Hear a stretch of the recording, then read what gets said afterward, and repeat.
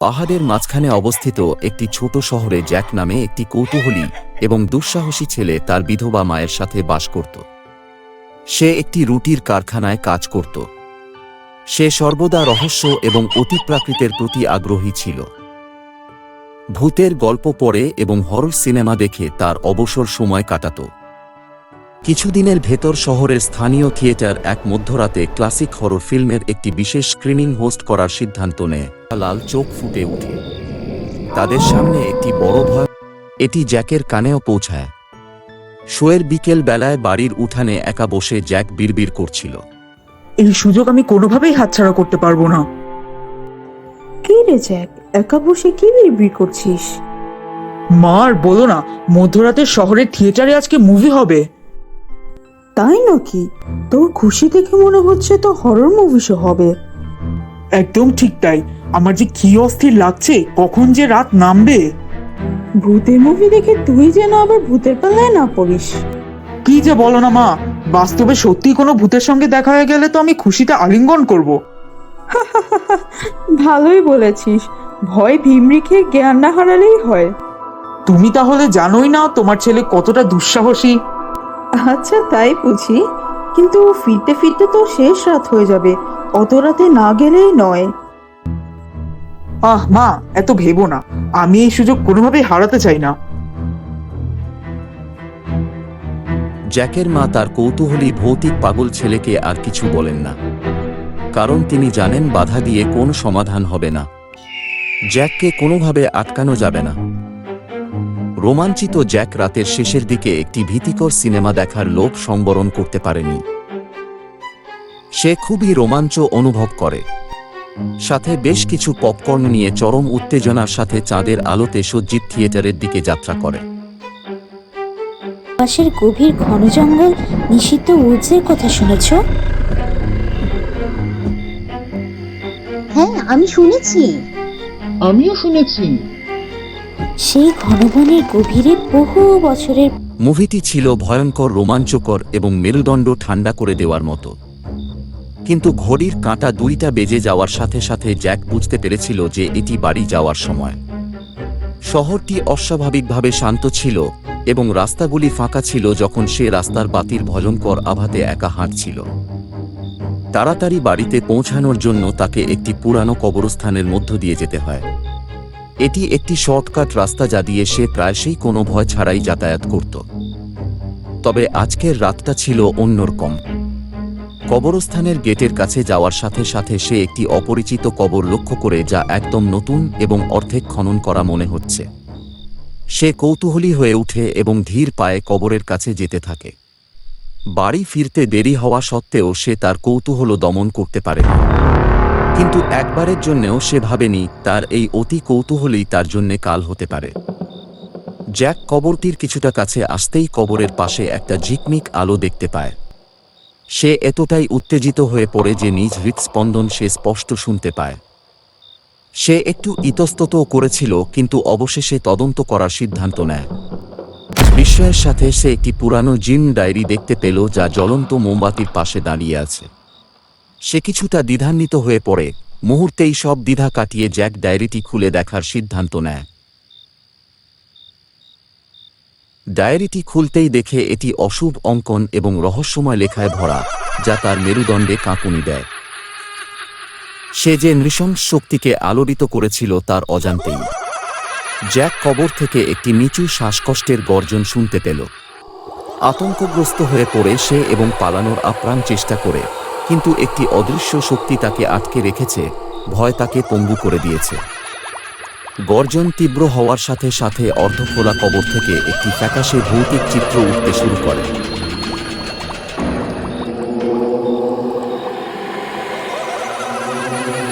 ভয়ে জ্যাকের নিঃশ্বাস বন্ধ হয়ে আসছে এবং সে যেন তার শরীরের সমস্ত শক্তি হারিয়ে ফেলে।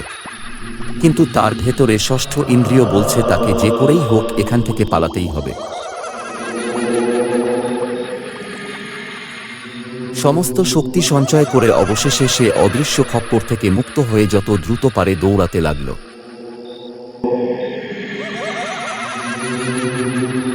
ভৌতিক আবির্ভাব তাকে নিরলসভাবে তাড়া করতে থাকে। রাতের অন্ধকার ও ভয়ঙ্কর নীরবতা জ্যাকের হৃদয়কে আঁকড়ে ধরেছে এবং আতঙ্ককে আরও বাড়িয়ে দিয়েছে।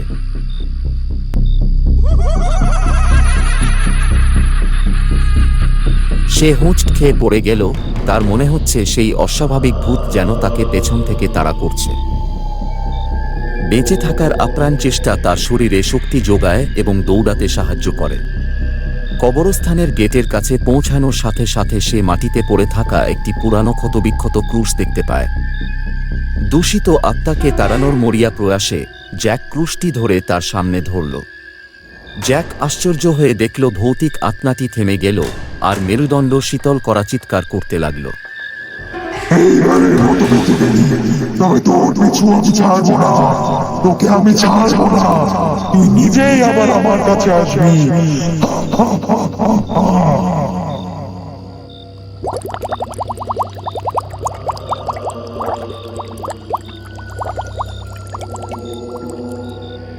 হৃদক্রিয়া বন্ধ করে দেওয়ার মতো অবস্থা তৈরি করে ভয়ঙ্কর আত্মাটি হঠাৎ কোথাও উধাও হয়ে যায়। জ্যাক কিছু সময়ের জন্য হতবিহ্বল হয়ে পড়ে। সে ভাবতে পারে না তার সাথে এমনটি বাস্তবে ঘটেছে এবং এতে সে প্রচণ্ড রকমের ভীত হয়ে পড়েছে। ক্রুশটি আজ তাকে মৃত্যুর কবল থেকে বাঁচিয়েছে বলে মনে হলো, তাই ক্রুশটি সে নিজের সাথেই নিয়ে নেয়। ঘটনার আকস্মিকতায় হতভম্ব জ্যাক একটি ঘোরের মাঝেই দৌড়াতে দৌড়াতে বাড়ি ফিরে আসে এবং দরজা বন্ধ করেই জ্ঞান হারিয়ে মাটিতে লুটিয়ে পড়ে। চোখ মেলতেই সে নিজেকে তার বিছানায় আবিষ্কার করে। তার সামনে উদ্বিগ্ন দৃষ্টিতে তার মাকে তাকিয়ে থাকতে দেখে। ওহ, জ্ঞান ফিরল তবে তো, কি ভয়টাই না পেয়েছিলাম। যাক, এবার একটু শান্তি। আমি কতক্ষণ ধরে অজ্ঞান ছিলাম মা? কতক্ষণ না বল, কত দিন? তুই 2 দিন ধরে বিছানায় শুয়ে আছিস জ্যাক। কি বলছো? আচ্ছা, সেদিন রাতে কি হয়েছিল তোর সাথে? এভাবে ছুটে এসে জ্ঞান হারিয়ে ফেললি কেন? খারাপ কিছু হয়নি তো? মুহূর্তে জ্যাকের সেই রাতের সবকিছু মনে পড়ে এবং ভয়ে তার গায়ে কাঁটা দেয়। সে কিছু সময় নীরব থেকে বলে, মনে পড়ছে না কিছু।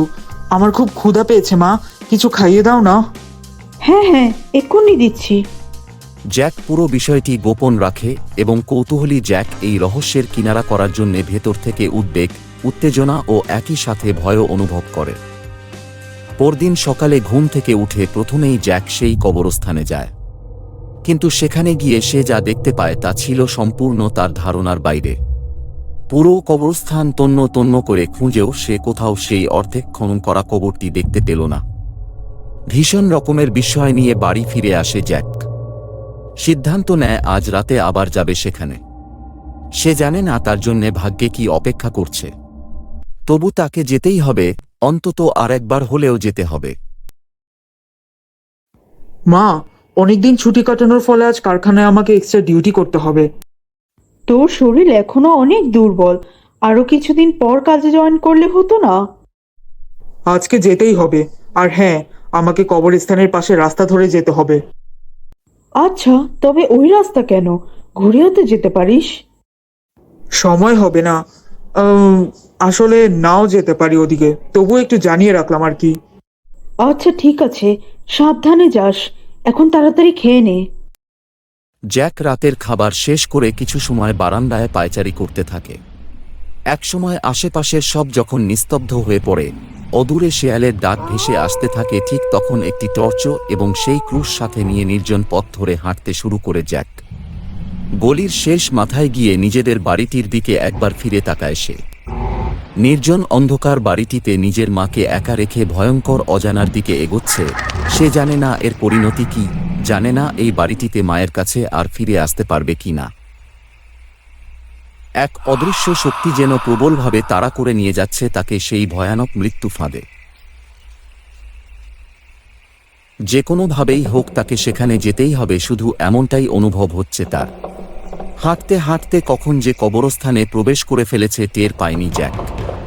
তার খেয়াল হয় তখন, যখন সেদিনের চকচকে আলোটি চোখে পড়ে। ঘোরে থাকা নেশাগ্রস্তের মতো সেদিকে এগিয়ে যেতে থাকে।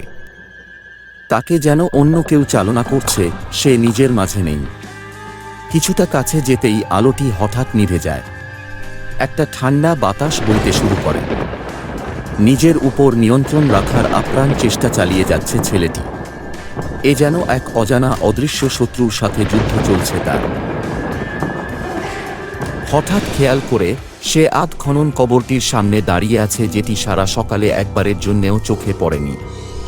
চারদিকে হিম শীতল হাওয়া বইছে। কবরের ভেতর থেকে অদ্ভুত ভয়ঙ্কর অথচ খুব চাপা হিসিস একটা আওয়াজ আসতে থাকে।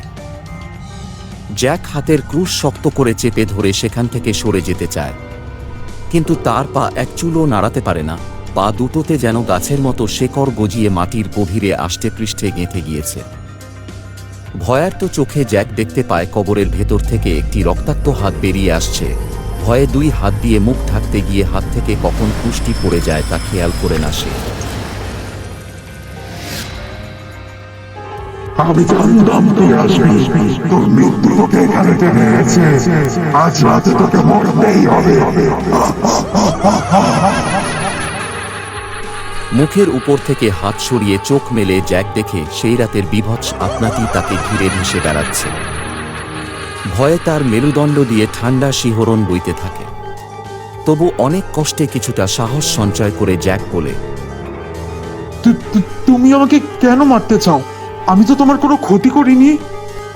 তুই অমাবস্যার রাতে আমার আত্মহরণ কবর দেখেছিস, আমার পাশে বসেছিস, আমার ডায়েরি দেখেছিস, তাই তোকে মরতেই হবে। তোকে মারলেই আমার মুক্তি মিলবে।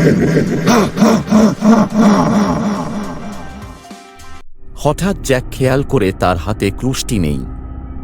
বেঁচে থাকার একমাত্র সম্বল হারিয়ে জ্যাক সময় পার করার জন্য আত্মার সাথে কথোপকথন করার সিদ্ধান্ত নেয়।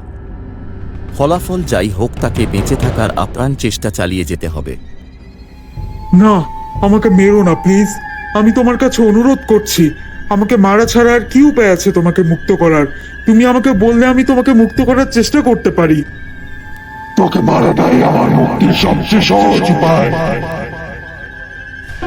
একবার ভেবে দেখো, তোমার আগে কেউ একজন হয়তো তোমাকে মেরে নিজে মুক্তি লাভ করেছে। আজ তুমি আমাকে মেরে মুক্ত হবে, কাল হয়তো আমি তোমার জায়গায় থেকে অন্য একজনকে মেরে মুক্তির আশায় ছটফট করতে থাকবো। হয়তো এমন কাউকে পেয়েও যাব যাকে মারলে আমার মুক্তি মিলবে। কিন্তু এভাবে কত প্রাণ শেষ হয়ে গিয়েছে, যাচ্ছে, যাবে।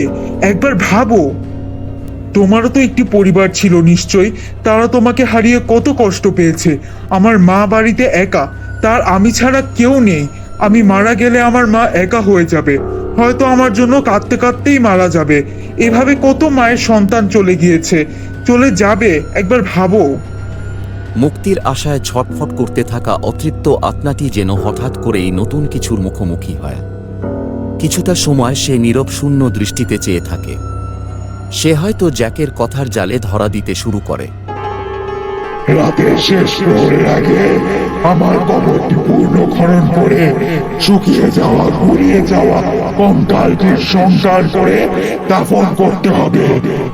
আর পাশে এই ডায়েরিটি পুড়িয়ে এর ছাই নদীতে ফেলে আসতে হবে। তোমার হাতে আছে মাত্র 1 ঘন্টা সময়। এই 1 ঘন্টা সময়ের মাঝে যদি তুমি এই কাজগুলো সম্পূর্ণভাবে সম্পাদন করতে পারো, তবেই আমি মুক্তি পাবো আর তুমিও বেঁচে যাবে। হ্যাঁ, আমি পারবো, নিশ্চয়ই পারবো। মনে রেখো, তোমার হাতে সময় কিন্তু মাত্র 1 ঘন্টা। এর চেয়ে বেশি 1 সেকেন্ড সময়ও তুমি পাবে না। আর হ্যাঁ, আরেকটা কথা, পুষ্টি তোমার সাথে রাখো, নয়তো কাজগুলো করার সময় তোমার অনেক বাধা আসবে। ঠিক আছে, তোমার সময় শুরু এখন। কথা শেষ করে আত্মাটি হঠাৎ করেই হাওয়ায় মিলিয়ে যায়। সবকিছু খানিকটা স্বাভাবিক লাগে জ্যাকের কাছে। পা দুটো এখন দৌড়ানোর জন্যেও প্রস্তুত, অথচ কিছুটা সময় আগেই পাথরের মতো শক্ত হয়েছিল। জ্যাক দ্রুত হাতে ক্রুশটি তুলে নিয়ে দৌড়াতে থাকে কবরস্থানের শেষ প্রান্তের দিকে, যেখানে দিনের বেলাতে একটি মাটি কাটার কোদাল দেখতে পেয়েছিল। কোদালটি নিয়ে আবার দৌড়ে সে ফিরে আসে অতৃপ্ত আত্মার অর্ধ খনন করা কবরটির কাছে। কবরটি পুরোপুরি খনন করে সে পাশের চার্চকে ডেকে আনে। চার্চকে সাথে নিয়ে ভেতর থেকে কফিন বের করে সৎকারের কাজ সম্পন্ন করে। তারপর কফিনটি ভেতরে রেখে মাটি দিয়ে পরিপূর্ণ ঢেকে দেয়। সময় যেন তীরের বেগে ছুটে চলেছে।